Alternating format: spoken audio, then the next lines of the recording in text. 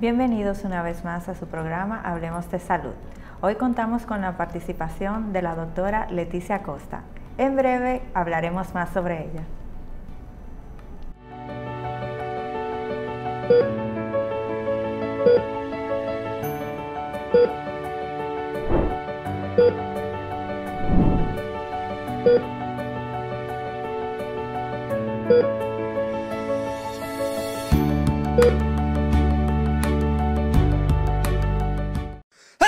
Salud. ¿Tienes gripe, secreción nasal o estornudos? Toma Sanitos, antigripal extra fuerte y resuelto el problema. Búscalo en sus diferentes presentaciones, capletas y jarabes. Sanitos es un producto de Laboratorios Britannia. Distribuidor exclusivo, Disfármaco. Si los síntomas persisten, consulte a su médico.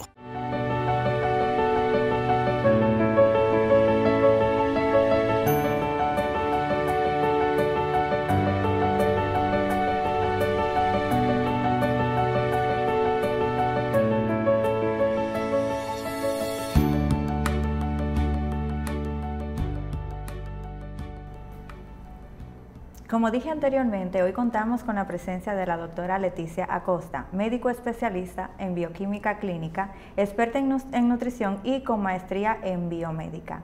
Hola Leticia, ¿cómo se encuentra hoy? Muy bien, gracias. Encantada de participar en el programa. Leticia, doctora, usted se especializa en un estilo de vida saludable. Es muy de moda, con mucho apogeo ahora. ¿En qué consiste llevar un estilo de vida saludable? Bueno, un estilo de vida saludable es un conjunto de actividades que las personas realizan para poder mantener un buen estado de salud y prevenir ciertas enfermedades. ¿Cómo sabemos que nos estamos nutriendo el cuerpo adecuadamente? Porque muchas personas siempre decimos, bueno, yo me alimento muy sano, yo como víveres, yo como pollo, yo casi no como comidas en la calle, pero realmente, ¿cuándo sabemos que nos estamos nutriendo adecuadamente? Lo primero es saber la diferencia entre lo que es alimentación y nutrición. Cuando hablamos de alimentación, estamos hablando ya de una actividad que es inclusive hasta social y cultural. Nosotros tenemos un background cultural que nos hace tener una tendencia a inclinarnos a ciertos grupos de alimentos. Y la nutrición nos habla más de lo que realmente nuestro cuerpo necesita para funcionar. Entonces, cuando hablamos de buena nutrición, tenemos que tomar en cuenta que independientemente de nuestra cultura, nuestro cuerpo está recibiendo los nutrientes que necesita para desarrollar todas sus actividades diarias y estar en un estado de salud óptimo. Entiendo. ¿Y qué tanta actividad física es necesaria para también mantenerse saludable? Porque siempre dicen que la alimentación y el ejercicio van uno de la mano con el otro.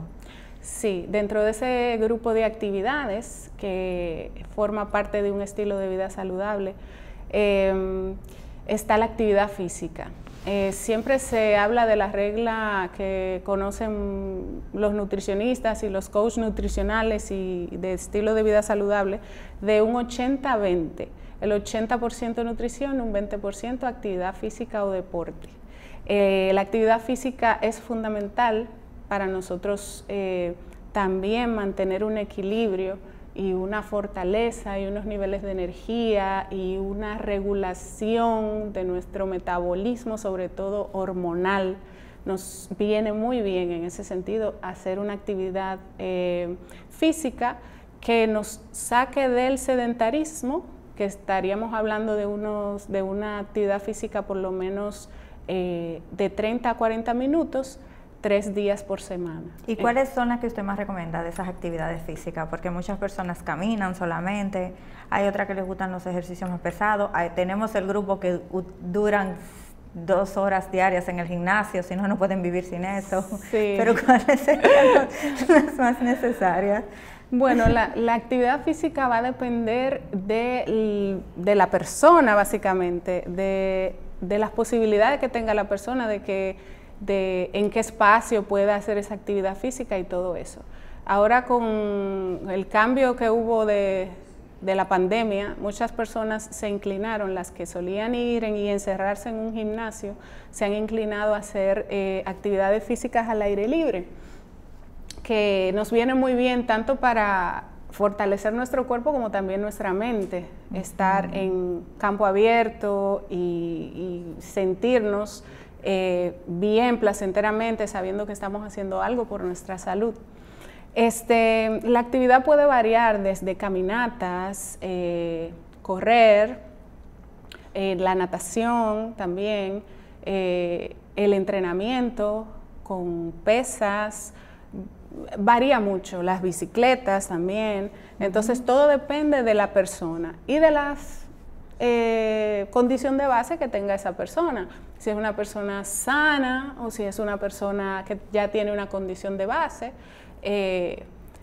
cualquiera que sea, generalmente su médico o su nutricionista o su entrenador le va a recomendar la actividad que más le convenga a esa persona para desarrollar. Bueno, usted acaba de dar un punto. Estoy saludable. Entonces, si estoy saludable, ¿para qué necesito adoptar nuevos hábitos? Exacto. Sí, estoy en salud. Exacto. ¿Y cómo puedo también mantenerlo? Porque somos muy de renunciar. Luego de que comenzamos un estilo, somos muy de renunciar y parar esos hábitos. Sí. Generalmente cuando es un hábito, es muy difícil que la persona abandone. Cuando ya se hace un hábito, que eso hay un tiempo establecido para saber cuando una persona ya está habituada y forma parte de su rutina y de su cotidianidad. No requiere un esfuerzo extraordinario como al principio, que a todo el mundo nos cuesta adquirir nuevos hábitos, lo nuevo siempre cae pesado, pero nosotros desde el punto de vista médico hablamos de personas sanas, a esas personas que no se le han descubierto ninguna enfermedad o no tienen ninguna enfermedad de base, lo que no quita que esa persona pueda desarrollar en un futuro o pueda tener la tendencia, ya sea genética o por su medio ambiente y su estilo de vida, una tendencia a tener riesgo elevado para desarrollar ciertas enfermedades. Entonces, a medida que vamos aumentando en edad, es mucho más razonable ir adquiriendo hábitos saludables y ir dejando atrás hábitos que generalmente no son tan saludables, como el cigarrillo, el sedentarismo y la consumición de productos muy procesados, alimentos muy procesados, entre otros. Entonces, el estilo de vida saludable conlleva a tener nuestros órganos funcionando de mejor forma, porque uno de los órganos que generalmente es el que más impactado por la alimentación malsana es el estómago y su sistema biológico dentro. Entonces, en cuanto a esa parte, esa nutrición sana, ¿qué tanto impacto tiene en la flora bacteriana de nuestro estómago y de nuestro organismo? Eso es un buen punto. La alimentación sana te va a garantizar a ti que tu flora intestinal esté balanceada. Porque cuando las personas tenemos tendencia a comer un tipo de alimentos y llevar un tipo de dieta, alimenta cierto tipo de bacterias dentro del cuerpo, dentro del intestino. Y esto está directamente relacionado con disfuncionalidades del estado de ánimo, de la salud estomacal, del sistema inmunológico, por ejemplo. Entonces, esa macrobiota que vive dentro de nosotros, dentro de nuestros intestinos, es la que marca el paso de la salud en ese sentido, en el sentido de las hormonas, del sistema hormonal, influye mucho allí. Entonces, la tendencia es de nuestra sociedad hoy en día, sobre todo la occidental, de ingerir una gran cantidad de alimentos que son con un alto contenido, por ejemplo, en azúcares, que van a alimentar a cierto tipo de bacterias que generalmente no son las que más le convienen al intestino, y eso va a ser un desbalance, un desequilibrio en ese nivel. También va a favorecer, por ejemplo, al desarrollo de levaduras o cándidas dentro de nuestro organismo, y así, dependiendo de qué alimentemos a nuestro cuerpo, qué le metamos a nuestro cuerpo, así mismo va a cambiar nuestra flora intestinal, y eso repercute directamente en nuestro estado de salud. Doctora, aquí en nuestro país, como bien es sabido, tenemos una jerga que una persona gordita está bien papeada, está bien saludable. La pregunta sería, ¿qué tan importante es mantener un peso ideal respecto a todo este tema que estamos teniendo de nutrición? Bueno, es muy importante que las personas estemos cerca de nuestro peso ideal, sin obsesionarnos con el peso, más bien centrarnos en la cantidad de grasa, de mantener los niveles de grasa corporal reducidos, no reducidos, sino lo más cercano a lo ideal para nuestro sexo y estatura. Entonces, esto es vital porque las enfermedades que están relacionadas con la obesidad y el sobrepeso tienen mucha prevalencia hoy en día en nuestra sociedad, incluyendo el cáncer, por ejemplo. ¿El cáncer? Sí, claro. Y, o sea, ¿cómo una buena alimentación nos ayudaría a prevenir un cáncer? Porque generalmente sí he escuchado, no voy a consumir cachú porque me produce cáncer. O sea, hay como alimentos específicos que dan cáncer. Entonces, realmente, ¿cuáles son esos alimentos que existen que me ayudan a prevenir que no padecer de cáncer?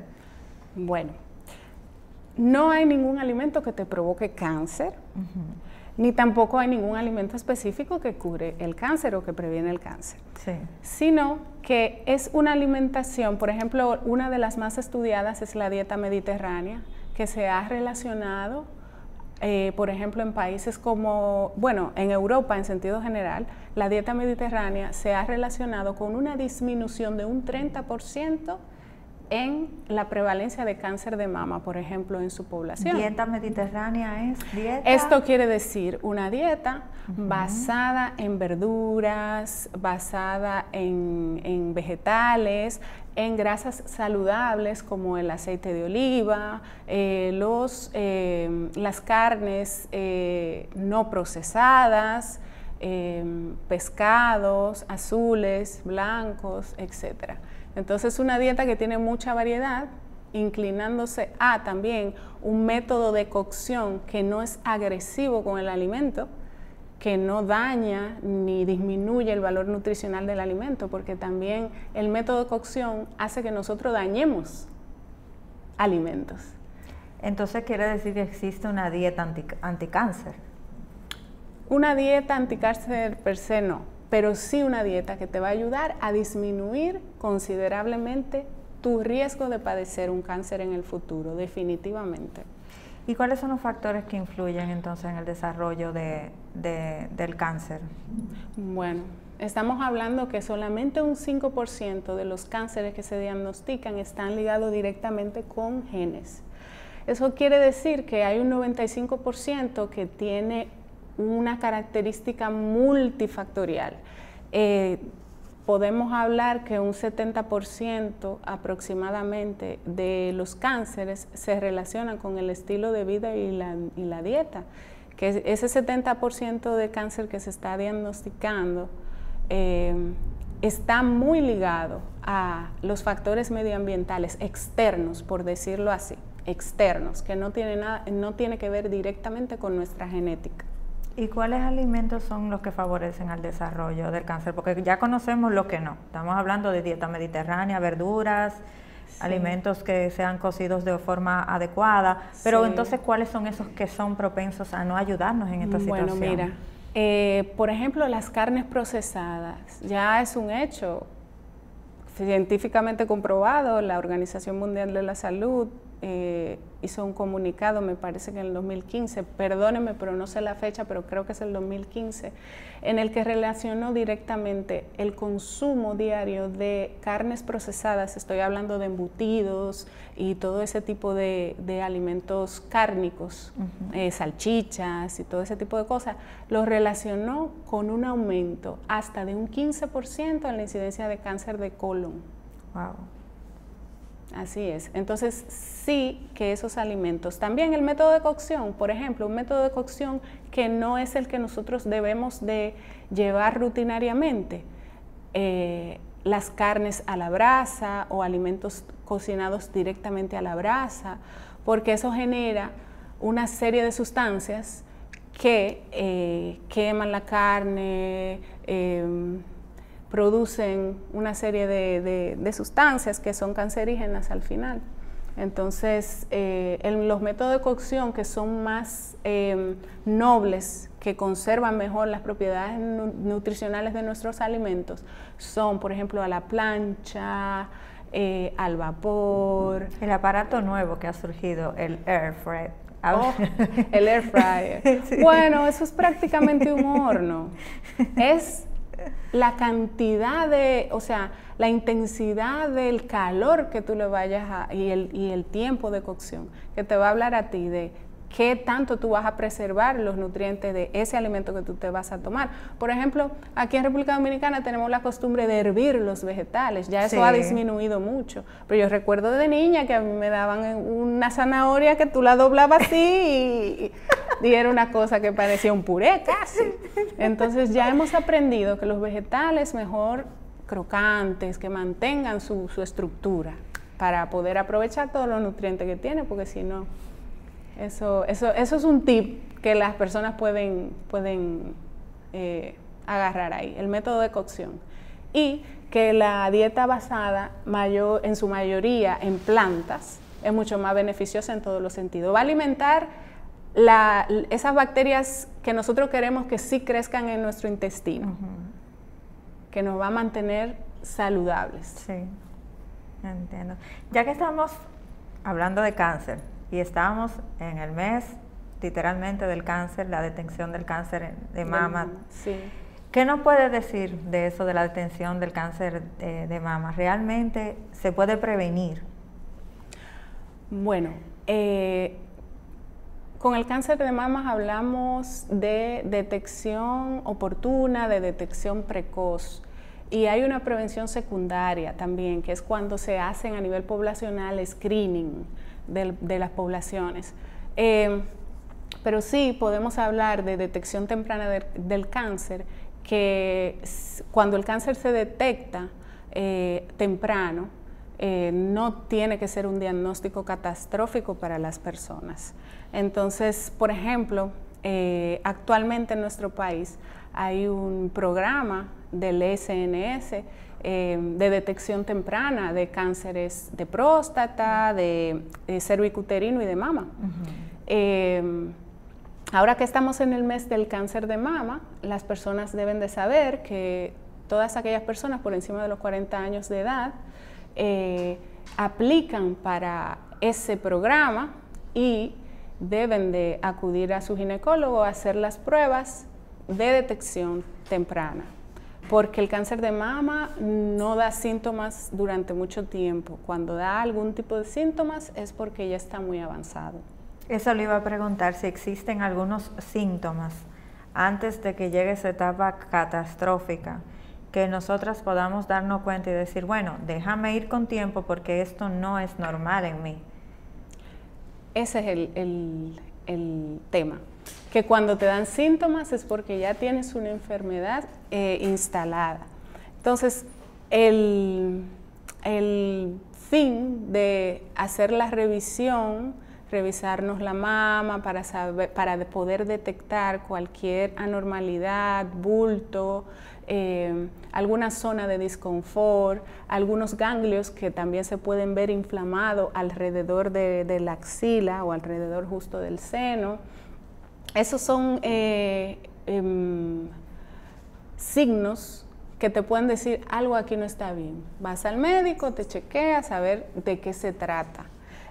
Síntomas, también se puede observar un seno como con el pezón invertido, como deprimido, zonas de disconfort, como ya mencioné, cambios en la piel del área, pero ya te digo, esos son signos ya cuando el cáncer está. Entonces lo que queremos es que la población no llegue hasta ese punto, sino que podamos detectarlo antes de que sea una enfermedad. Eso sería una detección temprana del cáncer. Exactamente, una detección oportuna. ¿Y qué habría que hacer para tener una detección temprana? Acudir a su médico, y su médico va a tomar una serie de decisiones en cuanto a la mamografía, sonomamografía, para poder mirar más profundo dónde puede estar, revisar esas mamas, por así decirlo. Y ya después de los 40 años se hace de manera rutinaria. Perfecto. Anteriormente mencionó la palabra macrobiota. Explíqueme el término macrobiótico así llanito. Bueno, la macrobiota son todos los bichitos que viven dentro de nosotros, porque nosotros somos un planeta habitado por una serie de bacterias que nos mantienen con vida, nada más y nada menos, y nos ayuda a absorber muchas vitaminas de los alimentos que ingerimos, que nos ayudan a procesar o a mandar señales a otros órganos para que secreten cierto tipo de hormonas o neurotransmisores. Así de sencillo parece que tenemos vida dentro de nuestros intestinos, que tienen una función muy vital para nosotros y realmente lo desconocemos, muchos de nosotros desconocemos. Entonces, eso es la macrobiótica llana, la macrobiota intestinal llana. Sí. La macrobiota me imagino que se desequilibra. O sea, estamos hablando, voy a comerme un chicharrón y se me puede desestabilizar. Bueno, por un chicharrón no va a ser. Es un hábito, una constante, una costumbre de comer ciertos tipos de alimentos y de cierta manera.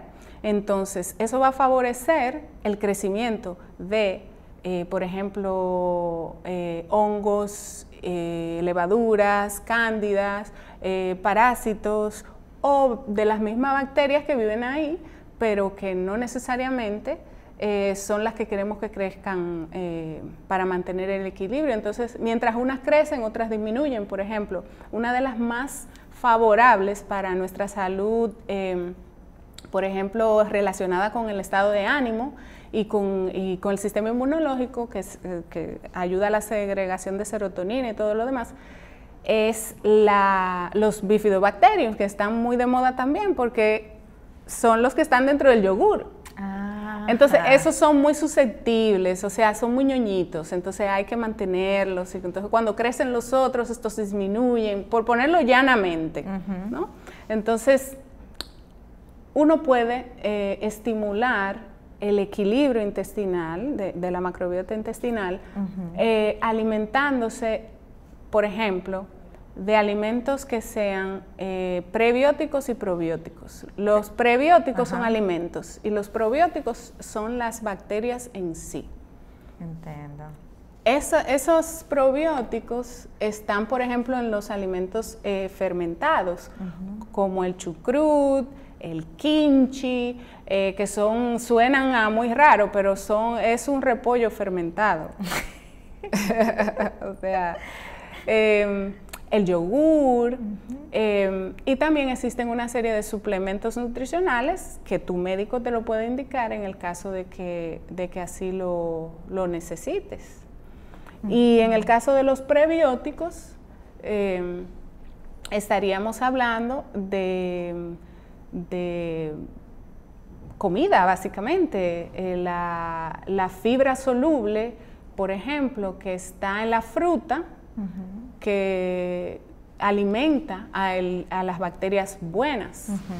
Entonces, si ingerimos gran cantidad o cantidades adecuadas de frutas, vamos a meter ahí alimentos para las bacterias que son beneficiosas para nosotros. Y generalmente cuando tenemos ese desequilibrio intestinal, ¿cómo se manifiesta? O sea, ¿qué podemos ver? ¿Cuáles síntomas tenemos de ese desequilibrio? Cambio en el estado de ánimo, sobrepeso, eso de que hago mucho ejercicio, me someto a dietas y no bajo, da mucha dificultad para bajar de peso cuando tenemos un intestino enfermo o un intestino que no está bien equilibrado, ese tipo de cosas. También alteraciones del sistema inmunológico pueden verse. Se ha relacionado en algunos estudios la macrobiota intestinal con desarrollo de ciertos tipos de alergias. O sea que ahora mismo se está investigando mucho en ese campo. ¿Ese tipo de alergia tiene que ver, por ejemplo, con personas que durante muchísimo tiempo han consumido huevo y de repente hacen una alergia al huevo?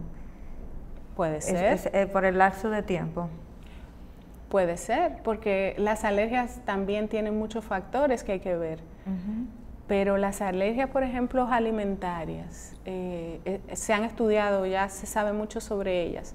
Pero esa relación entre la salud intestinal o la macrobiota intestinal, el desarrollo de ciertas alergias o incluso enfermedades autoinmunes, ahora mismo es un campo de investigación abierto y hay muchas personas, muchos científicos, mucha gente de la práctica clínica que están investigando sobre el tema porque es bastante importante.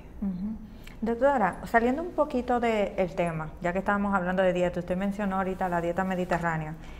Hay una dieta ahora que tiene como un boom, que es la intermitente. ¿Qué usted opina de esa dieta intermitente? Porque tener lapsos tan prolongados de no recibir nutrientes en nuestro cuerpo, eso no destroza nuestro estómago, lo que entiendo. Bueno, la disciplina de la dieta intermitente no es para todo el mundo, eso es lo primero.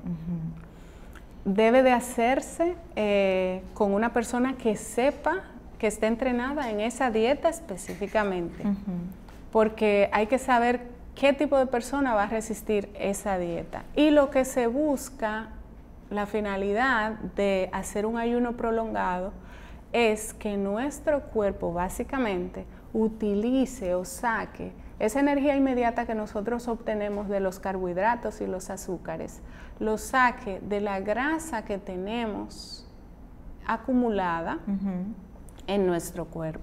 Entonces, el mismo organismo hace un metabolismo invertido, que es gluconeogénesis, y comienza a partir de esa grasa a consumir la energía que nosotros necesitamos en ese periodo de tiempo. Entramos en una cetosis, que está muy de moda también, las dietas cetogénicas. Entonces, hay que saber qué tipo de persona puede hacer ese tipo de dieta y con qué seguimiento debe de hacerlo. ¿Y cuáles son las personas que serían candidatas para ese tipo de dieta? Porque realmente eso ha sido como un boom en las redes sociales. Todo el mundo dieta intermitente, entonces vamos como los borreguitos. Ok, vamos todos a hacer dieta intermitente. Habría que evaluar cada caso para hacerlo de manera segura. Pero, por ejemplo, yo te puedo decir que una persona que tenga úlcera gástrica o que tenga una gastritis crónica, debe de tomar muy en cuenta esa condición porque largos periodos de ayuno no le va a favorecer a su estómago, a su mucosa gástrica.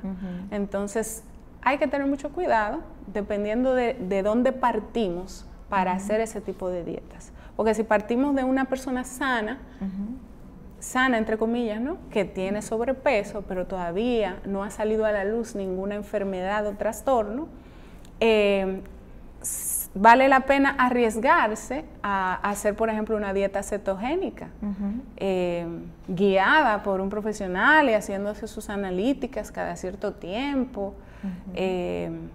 Pero lo peligroso es como tú lanzarte a la aventura de tú sin saber hacer una dieta de este tipo y que en el proceso entonces tengas una recaída o descubras que tú eras una persona que estaba sufriendo de un trastorno y no te habías dado cuenta.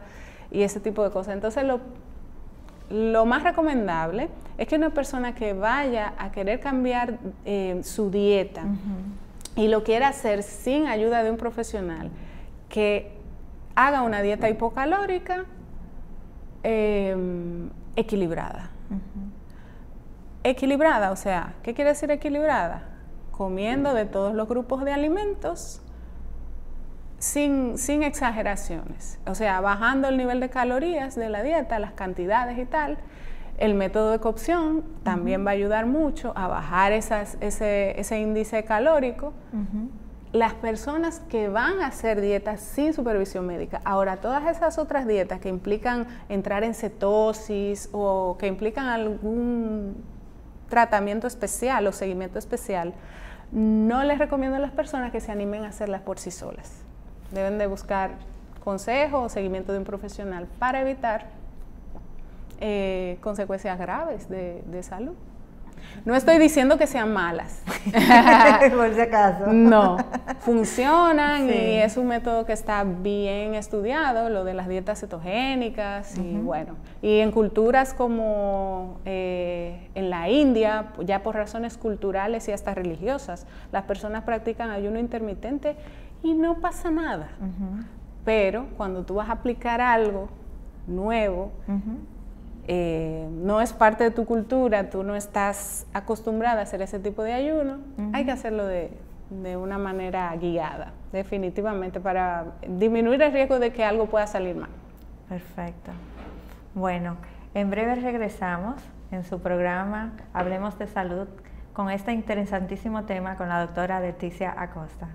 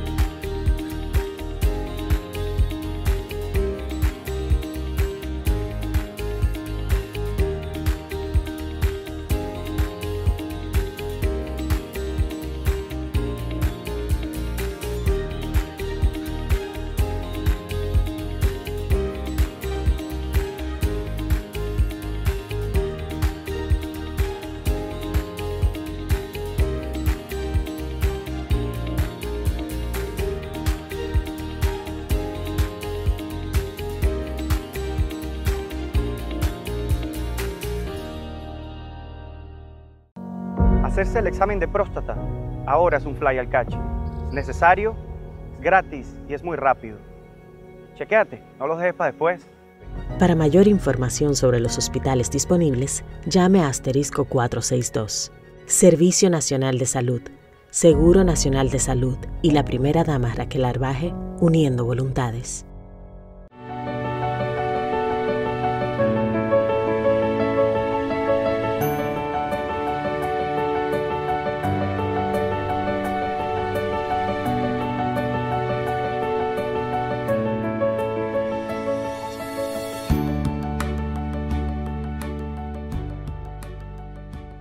Bienvenidos nuevamente a su programa Hablemos de Salud, continuando con la doctora Leticia Acosta. Doctora, sabemos que hemos atravesado un proceso bastante difícil de la pandemia. Evidentemente los servicios de salud han cambiado y usted está en la zona de guerra, porque estamos hablando de que usted es gerente en el INCAR. Cuéntenos cómo han sido esos cambios que han tenido que atravesar post pandemia. Bueno, hubo un periodo, en el periodo más álgido de la pandemia, que el nivel asistencial, o sea, las personas tenían miedo de salir a sus casas y de hecho, el mundo entero, no nos esperábamos esto y en la marcha se han ido desarrollando las medidas, por ejemplo, de bioseguridad, hemos ido adaptándonos los servicios de salud que tradicionalmente siempre han sido, lógicamente, muy del paciente acercarse a su centro hospitalario y hacer una serie de actividades ahí dentro, desde tomarse pruebas para laboratorio, imágenes, la consulta médica y todo eso. Entonces, en el INCAR, como es el Instituto Nacional del Cáncer, nunca ha cerrado sus puertas porque el cáncer no para. O sea, la pandemia no puede parar un proceso de atención de un paciente con cáncer porque eso es una emergencia. Entonces, sí estamos en el instituto recibiendo las personas para su tratamiento, para su diagnóstico precoz. Las consultas de prevención están abiertas, o sea, hay actividad. Lo que sí es innegable que el sector salud ha experimentado y va a seguir experimentando cambios en cuanto al modo de atención de los pacientes, porque hay pacientes que, por ejemplo, han retrasado ciertos procesos por la pandemia. O sea, me tocaba ir al médico y dejé de ir porque no tengo miedo de meterme en una sala de espera con un montón de gente y soy población de alto riesgo. Entonces, para esos pacientes o para esas personas en condiciones especiales, sobre todo los que tienen escasa movilidad, han surgido y tienen que surgir unos servicios médicos de calidad que puedan, por ejemplo, facilitarle esa atención médica en el domicilio, por ejemplo. Tradicionalmente aquí han habido, bueno, aquí en todas partes del mundo está la figura del médico de familia, que tradicionalmente siempre ha sido el que ha visitado el domicilio. El geriatra tradicionalmente también ha visitado domicilio, y así una serie de especialidades y de cuidados, por ejemplo, de enfermería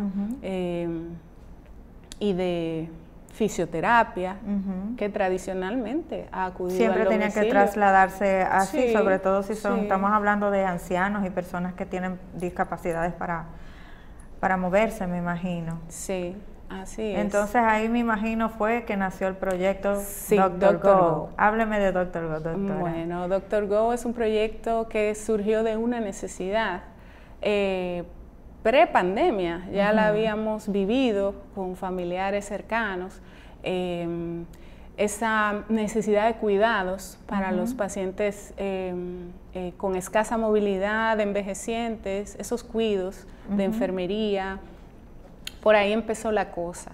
Entonces hemos desarrollado una plataforma realmente, porque lo que somos es una plataforma en donde conectamos a el usuario con el profesional de la salud cualificado que puede atender su caso en el domicilio. Porque hay cosas, lógicamente, que no se pueden hacer en domicilio. Pero las que sí estamos para servirle en Dr. Go. ¿Y cuáles son esas áreas en las que pueden servir?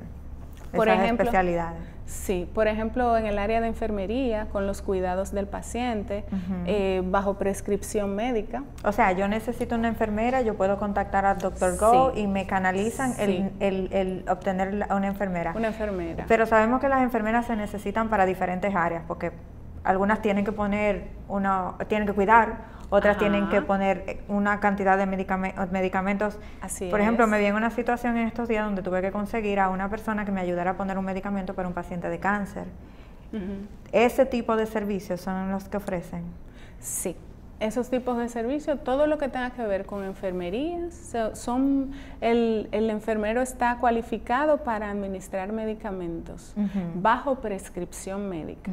Entonces, los medicamentos que el médico indique y que pueda indicar en domicilio, que no necesite de una hospitalización previa o de unas atenciones especiales en las que tenga que estar hospitalizado o en un centro de salud, pues eso lo puede hacer perfectamente una enfermera en domicilio. De hecho, hay países en Europa donde hay ese tipo de servicios para pacientes, por ejemplo, en cuidados paliativos, pero sabemos que todavía no hemos llegado ahí. Eso incluso lo hace la sanidad pública en algunos países europeos. Y bueno, este proyecto está tratando de abrir una pequeña brecha y una necesidad que hemos visto que tienen las personas, porque lo hemos vivido en carne propia, de ciertos servicios médicos. Por ejemplo, el de las consultas de médico familiar, las consultas, por ejemplo, de pediatría, de seguimiento,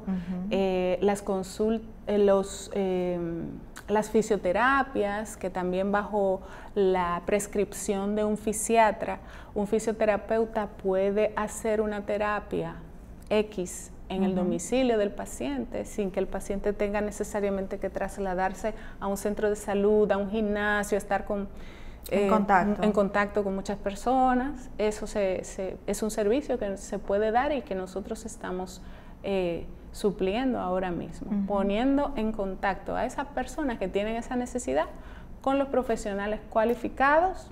Pero los profesionales nos referimos tanto a las personas que le brindan el servicio como a los doctores, o hay un mano a mano entre el doctor al que vaya el paciente que requiere el servicio y el personal que trabaja para ustedes. Existe una comunicación, porque si el que solicita el servicio, el usuario, por ejemplo, ya fue a su médico y su médico le prescribió tal o cual tratamiento o fisioterapia, con eso nosotros trabajamos. Entiendo. Y si, por ejemplo, pasa alguna emergencia, sabemos que ahora mismo está muy cerrado el que te lleguen las emergencias producto COVID, porque ahora hay un protocolo muy grande y son muy conservadores a la hora de tú llamar porque tienes una emergencia. ¿Doctor corresponde si hay ese tipo de emergencia con profesionales o todavía no han llegado a esa parte? No, porque nosotros somos una plataforma para ponerte en comunicación con el médico que va a una atención muy específica. Entiendo. Los servicios de emergencia ya tienen otras envergaduras que no damos ese servicio. Sí podemos, como cualquier médico está incluso hasta en la calle y presencia una emergencia, pues tiene el deber de socorrer. Eso es así. Pero per se un servicio de emergencias, tenemos un buen servicio de emergencia aquí en República Dominicana, el 911, que suple bastante bien toda la zona metropolitana y aledañas. O sea que, y también hay servicios de emergencias, por ejemplo, de ambulancia, ese tipo de cosas a nivel nacional que también funcionan muy bien. Nosotros no damos servicio de emergencia. Perfecto. Es todo programado. Exacto. Entonces, existen, en verdad, servicios de salud que se puedan dar a domicilio, que sean seguros para la población. Claro que sí, claro que sí. Así es. Las consultas médicas, los cuidados de enfermería bajo prescripción médica, la fisioterapia, las consultas de psicología también. Están las consultas de geriatría, que tradicionalmente son especialidades que siempre han ido a domicilio. Ese tipo de servicios se pueden dar perfectamente a domicilio. Y hay muchas partes del mundo donde eso se hace. Incluso te comentaba de los cuidados paliativos, lo que pasa es que nosotros no hemos llegado hasta ahí en el país, me refiero. Cuidados paliativos tienen que ser ahora mismo, que yo sepa, se dan en clínicas y hospitales directamente. ¿A qué se refiere con cuidados paliativos? Porque hay una población que posiblemente diga, ¿de qué me está hablando la doctora? Son esos pacientes que su enfermedad está en un estadio donde lo que le damos al paciente es una calidad de vida. Ok. Se le prestan atenciones según sus síntomas, según su condición. Control del dolor, por ejemplo. Ese tipo de cosas. Sí, que esos son pacientes que generalmente están en su casa, sí, inhabilitados. Generalmente están en su casa, no necesariamente están hospitalizados.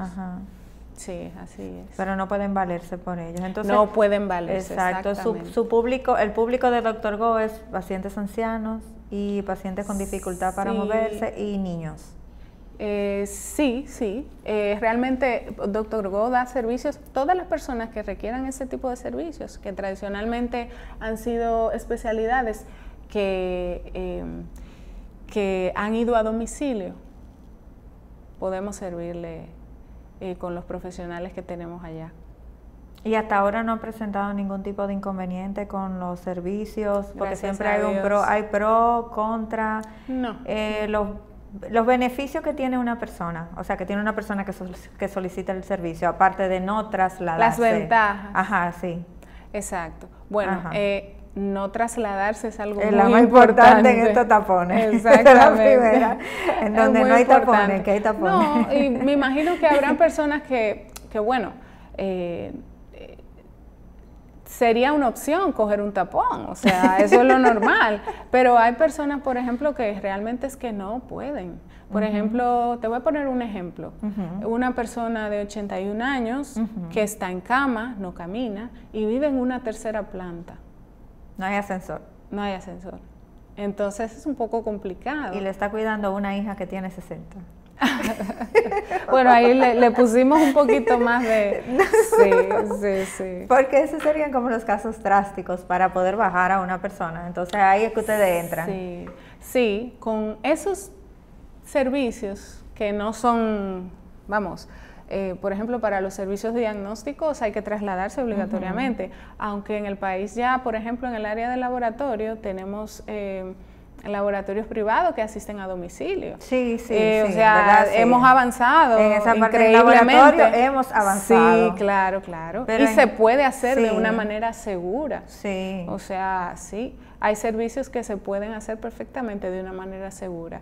Y los pacientes que realmente lo necesitan, en el caso, por ejemplo, de una persona que pida un servicio, por ponerlo así, que no es el caso nuestro porque no damos servicio de laboratorio, pero una persona que no quiera coger un tapón y programe una cita para que vayan a su casa a hacerle una prueba de laboratorio, perfectamente. Lo hace porque tiene la opción de hacerlo, pero hay personas que realmente es que no pueden trasladarse o se le hace muy difícil. Y en los servicios pediátricos, ¿cuáles son los servicios que ustedes ofrecen? Consultas de pediatría. Básicamente consultas de pediatría. ¿En casos de emergencia o...? No. Las emergencias no cubrimos. No, las emergencias no. Entonces, ¿cuáles serían esas consultas pediátricas las cuales se pudieran recurrir a ustedes? No, una consulta de pediatría general. Usted sabe que los niños cada cierto tiempo, rutinariamente, hay que hacer revisiones, hay que ver cómo está avanzando ese desarrollo, cómo va el desarrollo de sus hitos, cerciorarse de que no hay ningún tipo de retraso ponderal, hacerle sus indicaciones también si se sospecha de alguna patología para hacer un diagnóstico, que esas pruebas sí que tienen que salir a realizarse, ¿no? Sí, como ya hemos comentado. Sí, exacto. Entonces, ese tipo de consultas. ¿Y cuáles son las medidas para el COVID que están utilizando para trasladar al personal? Porque imagino que ustedes se están cuidando y están cuidando, obvio, garantizando el cuidado de las personas a las que le ofrecen el servicio. Sí, tenemos un protocolo como todos los servicios de salud ahora mismo, incluso los hospitalarios también, todos, tenemos nuestro protocolo de bioseguridad, con unos requisitos mínimos para protegernos tanto nosotros como los pacientes. ¿Van a solicitar obligatoriamente que le enseñen su tarjeta de vacunación? Bueno, el personal sí debe de tenerla. Todo el personal de salud debemos estar vacunados. O estamos vacunados porque fuimos los primeros que nos vacunamos. La línea de fuego, por llamarlo así. Sí, el personal de salud todos básicamente estamos vacunados, pero en el caso de que haya una persona que no esté vacunada, que puede ser, las medidas de seguridad son las mismas siempre, porque debemos de asumir que potencialmente cualquier persona puede estar infectada. O sea, eso no es problema, porque eso no cambia nunca, porque hasta para ir al supermercado tomamos las medidas de rigor. Necesarias, exactamente. Sí, ya eso es una cotidianidad. Sí. Covidianidad, como le decimos no ahora. quería decir la palabra, pero ya la dije. Doctora, esto ya va a ser como una pregunta, pero sería como su opinión personal. Estamos viendo que han habido cambios en el sistema de salud. Y usted, viendo un hoyito que hay con Dr. Go, decidió emprender ese hoyito. ¿Qué tan necesario cree que a futuro eso sea parte real en la salud de nuestro país? O sea, que todas las especialidades, que todas las áreas, obvio, no las que tengan que, no estoy hablando del área de cirugía y cosas más complicadas, el paciente tenga la opción de que el médico pueda trasladarse cuando no pueda o no tenga los recursos para moverse y para ir a donde su médico. Bueno, para eso primero hay que saber cuáles son los servicios de salud que aplican para una atención en el domicilio. Eso es lo primero. Y lo otro es saber si el sistema de salud o en qué momento en nuestro sistema aguanta ese tipo de servicios. O sea, todo hay que hacerlo con una debida planificación y a futuro, ¿no? Entonces yo entiendo que hay ciertos servicios que aplican para atención a domicilio y que en esos casos no debemos de dejar desprovista a la población de esos servicios, porque realmente podemos mirar hacia afuera. Hay países, por ejemplo, incluso Cuba, tengo entendido que tiene unos programas de prevención que los trabajadores sociales van a las casas de las personas. Bueno, con el COVID no sé ahora cómo va a ser, pero bueno, con las medidas de bioseguridad, lógicamente. Sí. Van a las casas y le dan seguimiento a esos pacientes con su tratamiento. Incluso, o sea, eso es algo natural y normal, ya es una costumbre dentro del régimen de salud de ciertos países. Entonces, sí, sería algo muy provechoso que se planifique eso en un futuro. Que se planifique en las áreas que se pueda. Claro, por supuesto. Claro. Doctora, ha sido un placer tenerla aquí en nuestro programa. Para sus contactos, para aquellas personas que tengan familiares que necesiten de su tipo de atención. Sí, tenemos un contacto que lo van a pasar, que es por WhatsApp, un número de teléfono y también la página web, que es www.drgo.com.do. Y el correo electrónico, que es info@drgo.com. ¿Tienen su página de Instagram también? Sí, estamos en Instagram. Esa es la opción más directa. Si nos busquen Instagram, ahí tendrán todas las informaciones, claro que sí. Pues muchísimas gracias por estar hoy con nosotros en su programa Hablemos de Salud. Esperamos verlo la semana que viene.